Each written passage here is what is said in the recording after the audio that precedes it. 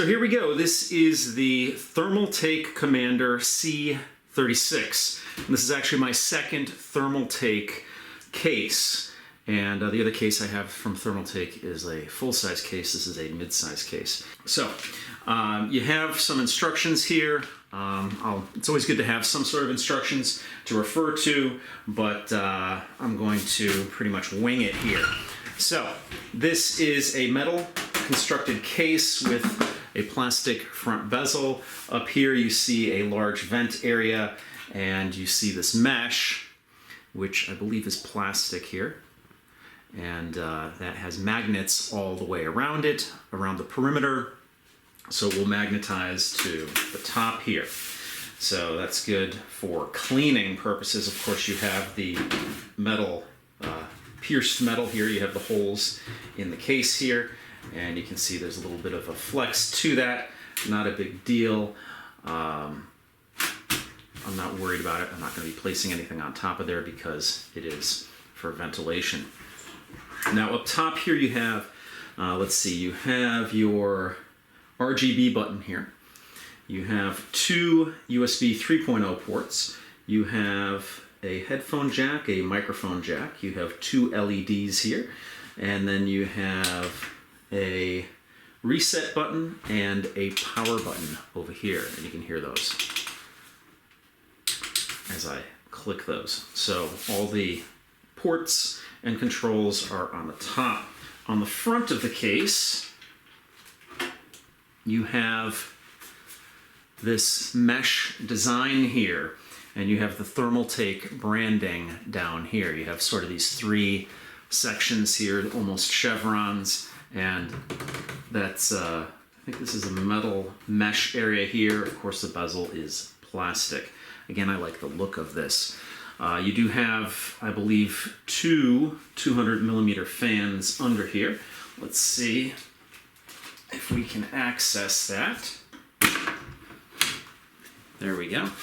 You can see those two fans there. They are two ARGB fans, and of course they support all the latest RGB control schemes from your major motherboard manufacturers, Asus, Aura, Gigabyte RGB Fusion, MSI RGB Mystic Light Sync, and ASRock RGB LED. You do have the filter back here, so let's put this back on. On the right side of the case, really nothing going on, just the panel there. On the bottom of the case, you'll notice that you have a removable mesh here that you can clean out. I believe the power supply would go there, and then you have some more venting through here. There is no mesh on that though. You have your four rubberized feet. They're actually plastic with rubber bottoms. On the left side, you have your tempered glass panel. And it has protective plastic on both sides.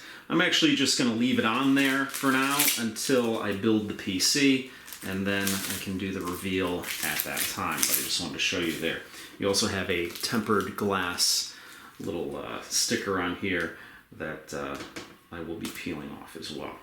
On the back, you have your area for your power supply.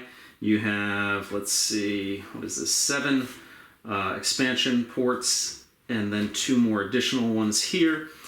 This is for your graphics card if you mount it that way. You have a rear fan here. I don't believe that's an RGB fan, but I haven't turned it on, so I don't know. And then, of course, this is where your I/O goes here, and your I/O shield. So let's open up the side panel here, and you have some thumb screws, which are very tight on there. So let's see. Let's open this up here.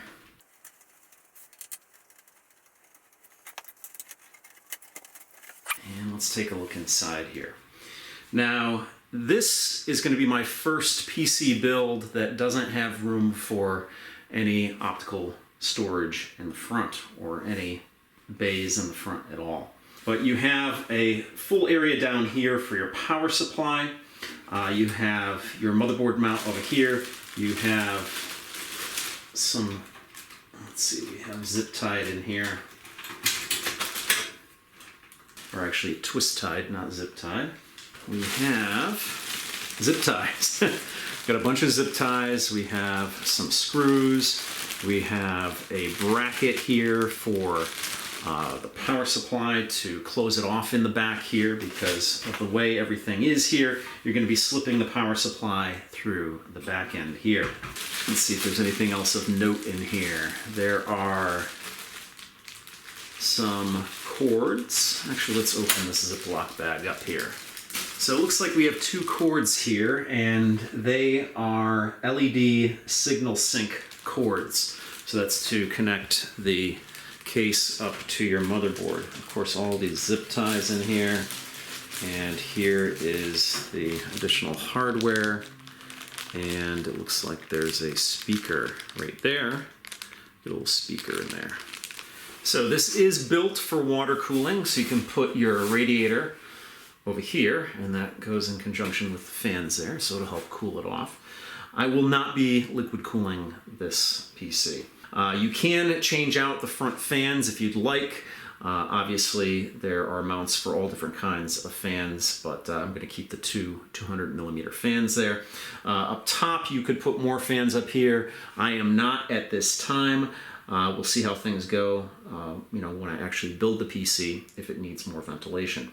Now, the storage, either your hard drives or your SSDs, are actually mounted on the other side, so let's open up the other panel. But before I do that, this gives you a better look at the chamber in the bottom for the power supply, which is totally cordoned off from the rest of the PC. And this is a steel constructed case, it's not aluminum. So on the back here, you'll see that you do have your cords nicely tucked away back here. And you have room for mounting your drives here, as well as here and here. I don't know exactly how many drives I'm going to be using on this, but you can put, if you do SSDs, you could probably put 2 here, stack them, and then 2 more here. I am going to be using M.2 drive on this build as well, but I do have a lot of excess storage, so we'll see how things go as time goes on. So just a couple of notes about the specs on this. The dimensions are 18.2 inches high, or 462 millimeters. It is 9.2 inches wide, which is 233 millimeters, and it is 20 inches deep, or 507 millimeters. The tempered glass on the side is 4 millimeters thick. The exhaust fan that's installed on the back of this is 120 millimeters. It's a 1000 RPM fan, rated at 16 decibels. Again, the front 2 fans are 200 millimeters. They are ARGB, and they are 30 millimeters in thickness.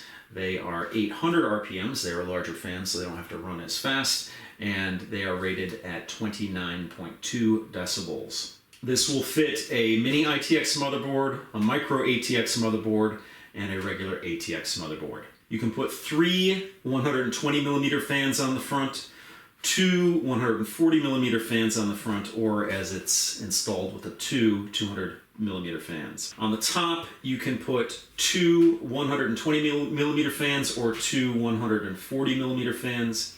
And again, the rear has that 120 on it, which is the only size that it supports. If you put a radiator in the front, as I kind of showed you, you can put a 360 millimeter radiator or a 280 millimeter radiator.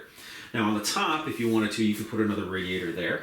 That can accommodate either a 240 millimeter radiator or a 280 millimeter radiator. The CPU cooler height limitation is 180 millimeters. The power supply length limitation is 200 millimeters. Now it appears that I missed one of the mounting areas for the hard drive, and that is down here on the bottom. You can mount another one right down here. So there's a lot of space for expansion here. The only thing, again, you can't put in here are optical drives. So that's going to do it for this video. If you have any questions or comments, please post them down below. If you like what you see, please subscribe. And as always, if you want to help out my channel, you can give me a thumbs up. You can share this video on your favorite social media, or you can actually join my Patreon, all of which is greatly appreciated. So thanks so much for watching, and I'll see you guys next time.